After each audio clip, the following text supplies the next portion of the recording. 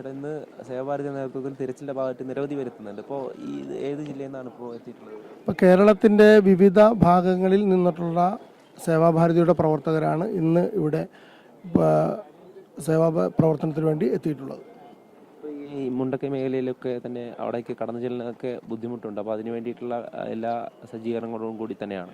നമ്മളെ സംബന്ധിച്ചിടത്തോളം നമ്മൾ സർവ്വ സന്നാഹങ്ങളുമായിട്ടാണ് വന്നത്. വുഡ് കട്ടർ, അതുപോലെ തന്നെ കോൺക്രീറ്റ് കട്ടർ, പിന്നെ നമുക്ക് ബാക്കിയുള്ള എന്ത് പ്രവർത്തനം ചെയ്യുന്നതിന് വേണ്ടിയിട്ട് മിലിറ്ററിക്കും കേരള പോലീസിനും ഒപ്പം നിൽക്കുന്ന സംവിധാനത്തോടുകൂടി തന്നെയാണ് നമ്മൾ വന്നിട്ടുള്ളത്.